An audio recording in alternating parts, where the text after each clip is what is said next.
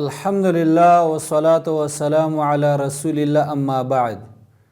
بسم الله الرحمن الرحیم. د سیرت مختصر درسونه شروع.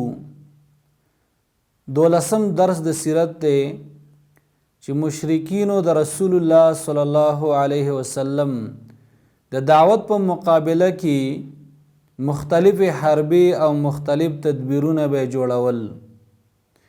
د قریشو څخه خلق ولید ابن مغیره ترال چې د حج وخت خلق برازي نو یو متفقه فیصله دا پکار ده، یعنی د رسول الله صلی الله علیه وسلم په باره کې. نو ولید ابن مغیره ورته ویل چې تاسو سرای وړاندې کوي. نو چا پکې دا خبره وکړه چې خلکو ته به وویو چې دا کاهن دی. نو ولید ابن مغیره ویل چې نه، منګه کاهنان لیدلی دي، د هغو خبرې موږ اورېدلي، دا د هغوی په شان نه دی او نه خبرې د هغه په شان دي. نو بیا پکې چا وویل چې پاگل به ورته وویو. نو ولید ابن مغیره ورته ویله چې نه، پاگلان موږ هم لیدلي، د دې خبرې او حرکات د پاگلانو په شان نه دي. نو بیا پکې چا وویل چې شاعر به ورته وویو چې دا شاعر دی، خلکو ته به وویو چې دا شاعر دی. نو بیا ورته ولید ابن مغیره وویل چې نه، شاعری او شاعران موږ هم لیدلي او پیژنوي، دا نه شاعر دی او نه د خبرې چې کومې دا نه شعر دی. نو بیا پکې چا وویل چې جادوګر به ورته وویو، خلکو ته به وویو چې دا جادوګر دی. نو ولید ابن مغیره هغه ورته ویل چې نه، جادوګران موږ هم لیدلي، دا جادوګر هم نه دی او دارنګه خبرې هم د جادوګرانو نه دي. د ملګرو ورته ویل چې بیا پکې ته څه وویې، ستا سرای ده. نو هغه ورته ویل که تاسو هر څه ورته ویوئ، که شاعر ورته ویوئ او که جادوګر ورته ویوئ او که کاهن ورته ویوئ، خو ستاسو دا خبرې په خلکو پالتو او باطلې به خلک ګڼي چې ستاسو دا خبرې پالتو دي، دا تاسو هسې باطلې خبرې کوئ.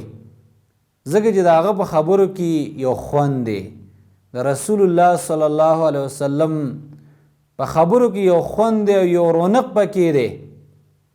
نو ولید ابن مغیره سوچ وکړو چې څه ورته وویو. نو څه خبره په ذهن کې نه راتله، څه خبره جوړه نه کړه. نو به یې ملګرو ته وویل چې زه یو جادوګر ورته وویوئ. بیا چې کله د حج ورځې رالی، نو رسول الله صلی الله علیه وسلم به د حاجیانو خواته ته دعوت پې ورته ورکاوه او دا به ورته ویل چې یا ایها الناس قولوا لا اله الا الله تفلحوا، ای خلکو لا اله الا الله اقرار وکئ، کامیاب بشئ. او ابو لهب به ورپسې تکذیب به ورلکاوه، ضرر به ورکاوه رسول الله صلی الله علیه وسلم ته. د حج نه وروسته چې کله قریش کورونو ته واپس شو، نو بیا هم منع نه شو او په مختلف طریقو سره به د رسول الله صلی الله علیه وسلم مقابله کوله.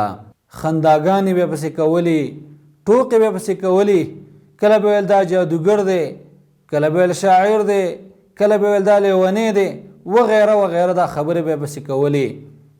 دویم د خلکو په زړونو کې به شکوک او شبهات هم پیدا کول، قسمه قسم پروپیګنډې به کولې. کله به ویل چې الله په د هیڅ شی نه دی نازل کړی، کله به ویل دا پیغمبر ولې خوراک کوي او ولې په بازار کې ګرځي، کله به یوه خبره کوله، کله به بله خبره کوله.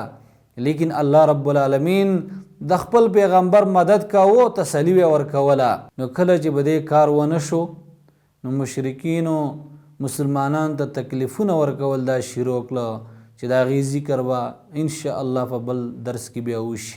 وصلی الله علی خیر خلقه محمد و آله و صحبه اجمعین.